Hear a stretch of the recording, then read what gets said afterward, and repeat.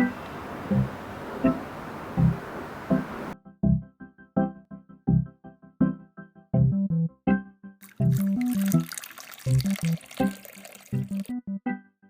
guys, this is James from TeaDB bringing you InBetweenIsode number 93. So today we are back to the Yangqing Hao, reviewing another 2007 tea from them. Of course, we can't get to all the steeps because this tea will go on for quite some time. But this is, I'll just go out and say it, is a tea that I wholeheartedly recommend as well. You can get it through Emmett for about $200 for a 400 gram large cake. So it's about 50 cents per gram if you go through that route, which is an easy way to get the teas to the US. And I've already drank the rinse and the initial steep. I've made steep number 2 and steep number 3 here. The tea is the 2007 Yangqing Hao Lingya. A lot of the 2007 teas have very characteristic aroma, and I think I was able to meet Yang when I was in Taiwan. And a lot of his teas, well, each year he would be sort of centered around an area, so there would kind of be sort of a house taste. So if you had either the Qijang or the Jincha from 2007, you might be sort of familiar with the basic taste of this. So they're to some people's style, other people might prefer the 2006s or the 2005s. I'm not really sure. But I really like the 2070s. I think they are, for me at least, the best value of those teas out there. Alright, so we're going to have a quick smell. So very sweet. There's more florals in here than I think the Qijang. Tony of Origin Tea had described this tea to me as a sort of more normal Iwu than the Qijang, and I could definitely understand that. A little bit of fruits as well, stone fruits in the aromatics.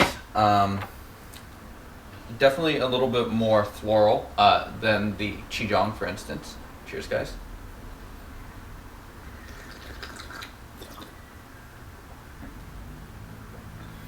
The tea is very thick. I am brewing a little bit higher than my normal parameters.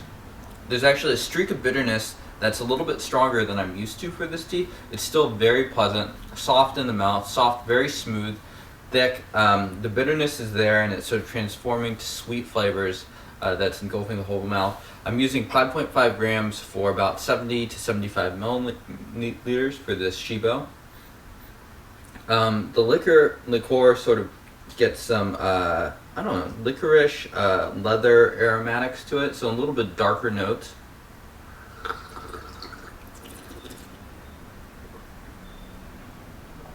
Very thick, strong feeling on the back of the mouth, and it has a nice sort of thickness going down the throat as well that remains. Each steep has gotten thicker than the last, so here's steep number 4. And based off of how this steep goes, we'll see how to steep this for steep number 5.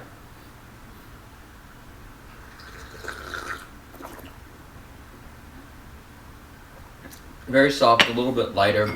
I think I'm still going to keep this at close to a flash brew.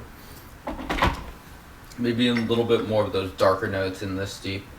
Hints of leather, a lot of florals still. I do notice that this tea is a little bit more consistent than the Qijang. It's a little bit, the body, the Qijang, I drank through almost half a cake, but I've still had a hard time sort of pinning it down during certain sessions. This tea is a little bit easier, it performs more consistently, in my opinion.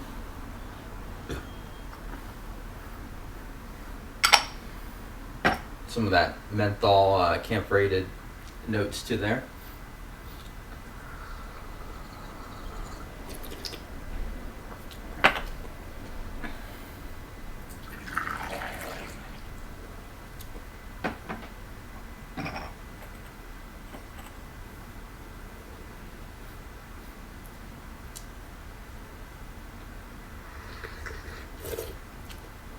let that cool down for a second.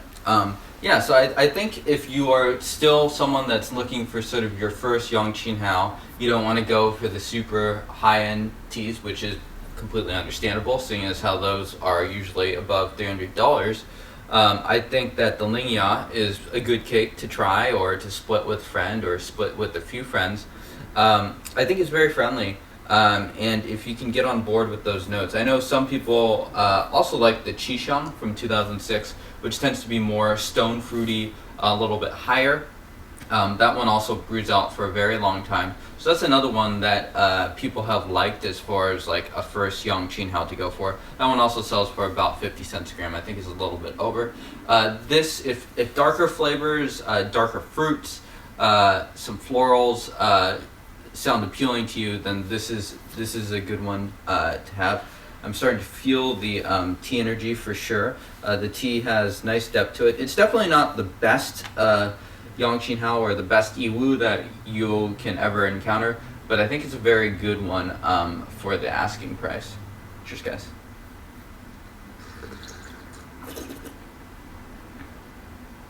A little bit creamy. It's continued with the texture.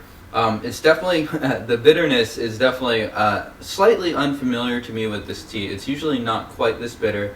I'm probably brewing a little bit of dust and just a little bit higher dosage than normal, which is creating a very thick, strong brew for this tea.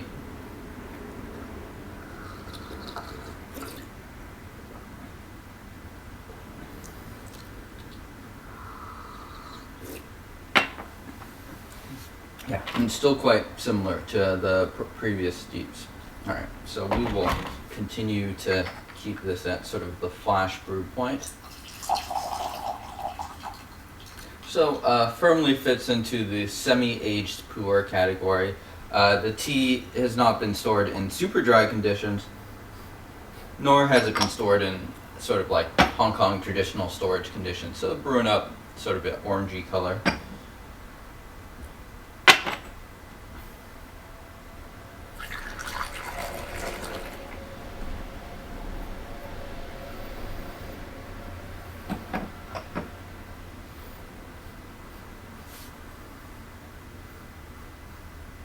More fruits now.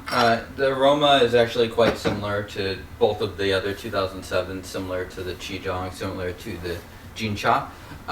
So there's definitely, I don't know, a fair amount of similarities. If you do buy a cake though, of course, you're going to slowly lose that aroma. It's going to definitely, you shouldn't buy this tea for its unique fragrance, because as you store this tea on your own, it will start to smell a little bit different. I've only noticed some of the Yangqing Hao cakes that I bought maybe about a year ago really don't smell quite the same as the newer ones I bought. And that's sort of like that house storage taste that you could get from just having the cake sort of stored in these boxes all together.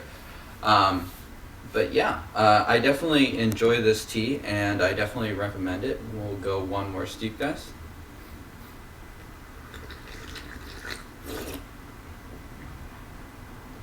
So the bitterness is starting to be a little bit less. It's like mildly drying at this parameters. More fruits, more leather. Not quite as floral as the initial steeps. And yeah, it's just chugging along, very consistent, as I noted earlier. Yeah, so thank you guys for tuning in. Let me know how you guys like this episode. I think we are just about all out of Yangqing Hao teas to cover, but this one was one of my, would definitely be one of my favorites for the price, so I wanted to make sure to cover it for those of you that are still interested in these teas. So thank you guys for tuning in, and cheers.